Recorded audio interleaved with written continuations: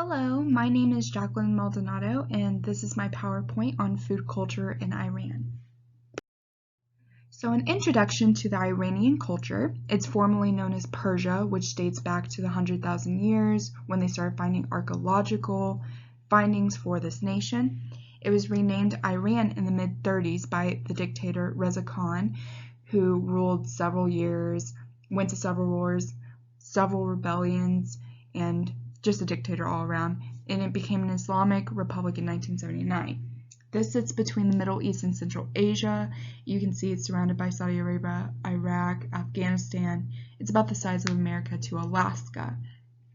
There are over a dozen languages spoken in this country just because of the sheer size and the diversity of this country, and the literacy rates have risen to 96%.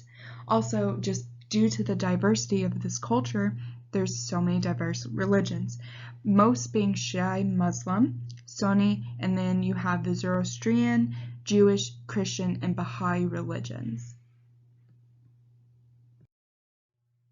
Continuing the introduction, Iran is considered a high context nation, and that is due to the sheer fact that physical contact is very limited. Verbal communication, nonverbal communication, very, very limited in this country, whereas in America, we open the idea to a hug, a handshake, talking verbally, and this is a more conservative and humble nation, rather than in America where we talk, we touch, all that stuff.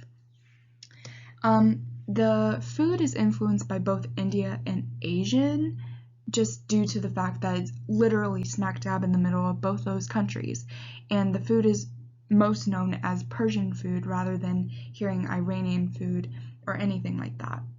Their health beliefs are based on balance, the supernatural, whether it be in religion or just sheer thoughts, and the spiritual and religious beliefs of that religion in which they study.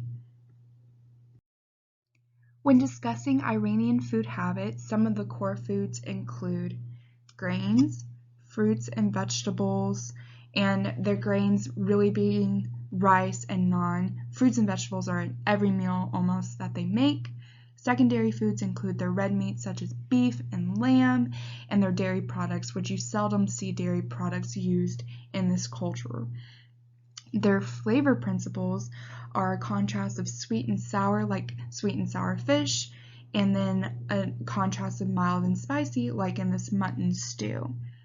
Some of the common meals include kebabs, which are the national food of Iran, stews, and meals including fish. Always in the meal, you find a good serving of rice or a side serving of naan. Etiquette is valued very highly in this culture.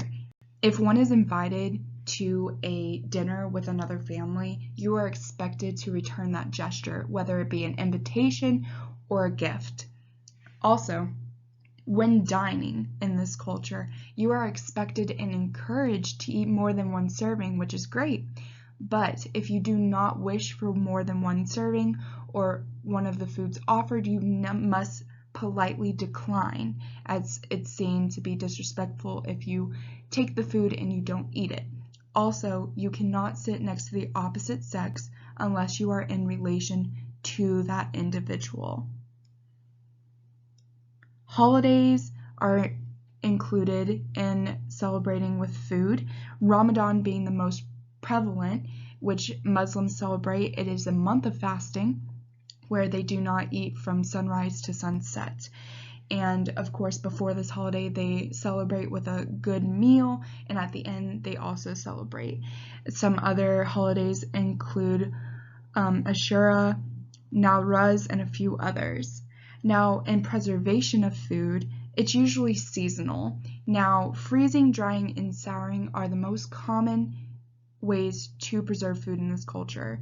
And the idea of hot and cold foods and medical use and herbal remedies also very common in this culture. Now, when evaluating the Iranian food habits, unfortunately, they suffer the highest rate in health issues. Some of these include asthma, pneumonia, bronchitis, cardiovascular disease, cancers and diabetes, The list continues. Another unfortunate thing is the mortality rate in children is extremely high just due to birth defects and just small dental issues, hospitalizations from small things. And women also suffer greatly in this culture just due to, I believe, the low and the lack of cleanliness, possibly, just the poverty and the low development of this nation. Because when you look at the food, it's really truly a healthy food system. They don't have, many processed foods or fats that they eat. So when looking and comparing health to food, there really isn't really any comparison just due to how healthy their food already is. I think it's just the underdevelopment of this country and the poverty that lays within it. Now, when considering possible solutions to the health issues, maybe a limitation on serving size could suffice in this, just due to the fact that serving size is encouraged to be more than one. Also, reduction of carb intake, possibly just due to the fact that serving size of more than one serving of rice and naan is usually encouraged. Maybe that'll help with calorie intake. Now, when looking at the cultural change in America, of course, in the home, no one can come into your home and tell you how to live, so that's due and up to the family.